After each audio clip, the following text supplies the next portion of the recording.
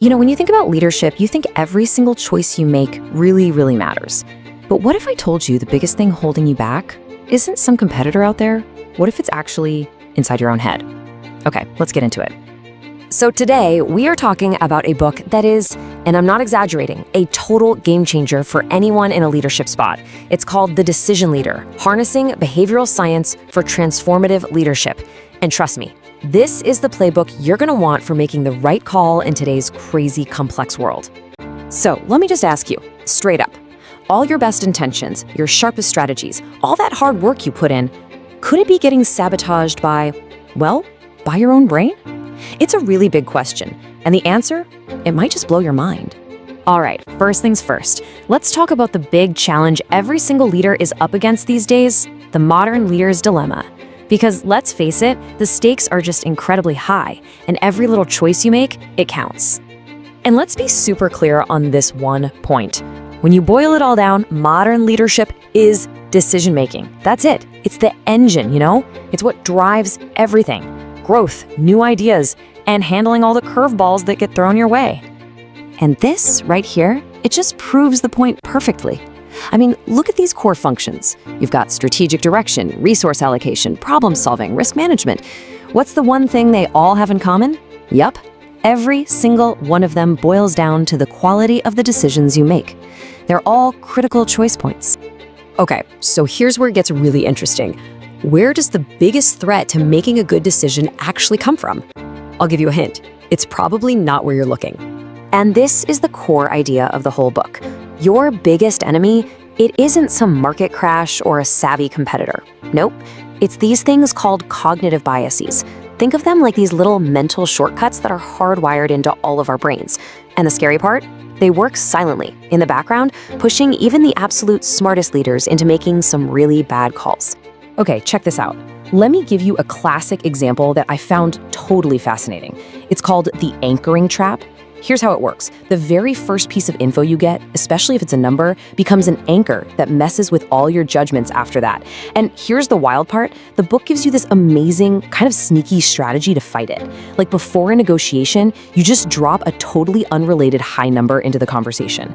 It actually helps re-anchor the other person's thinking without them even knowing it. How cool is that? And we're not just talking about some abstract theory here. This diagram from the book lays it all out.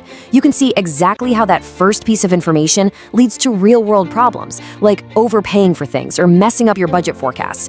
The book basically gives you a map to spot this trap in the wild and, fight back. Oh man, here's another one that's gonna sound painfully familiar. It's the sunk cost trap.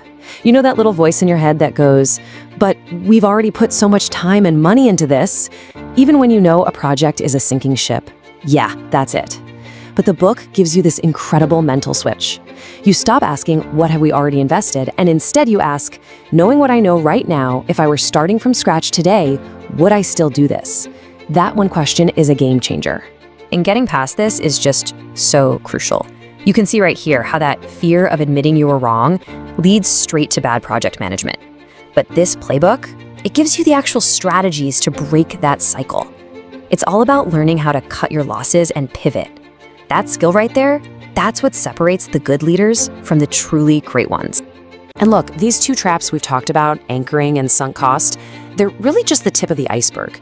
The book goes deep on a bunch of others, like confirmation bias, the overconfidence trap, things that are probably messing with your decisions every single day and you don't even realize it's happening. Okay, so we've laid out the problem, right?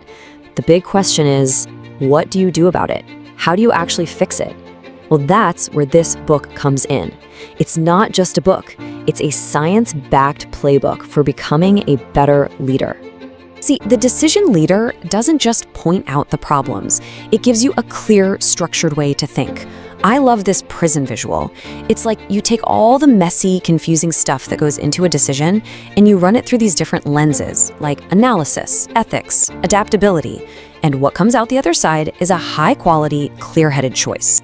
And what's so great is that this isn't just fluffy theory. It's about building real, actual skills. We're talking about things like critical thinking, so you can push back on that initial anchor, or emotional intelligence, so you can understand why your team doesn't want to let go of a failing project. These are like leadership superpowers, and this book shows you how to build them. And honestly, this might be the best part. The book is just so practical. It's full of checklists you can use before a big meeting, actual scripts for how to reframe a tough conversation, and real-world stories of how this stuff plays out. It gives you the tools to go from just knowing about these biases to actually beating them when it counts. So when it comes right down to it, this is about way more than just making a few better choices. It's about completely transforming the way you lead and the kind of impact you have on your entire organization. You know, there's a quote in the preface that just sums it all up so perfectly. I have to read it to you. It says, "It is a call to action for leaders to embrace the transformative potential of behavioral science, unlocking new pathways to innovation, resilience, and impact." I mean, wow. It's about leading with real purpose and precision. So if you're ready to stop letting these hidden mental traps get in your way, if you're ready to start making the kinds of smart, strong, and impactful decisions that you know you're capable of, then your journey really starts right now. It starts with this book. So don't wait on this. You can grab your copy of The Decision Leader today and start building your own playbook for success. All you have to do is go to the website you see on the screen, or even easier, just pull out your phone and scan that QR code. Seriously. It's time to become the decision leader your team and your company are waiting for.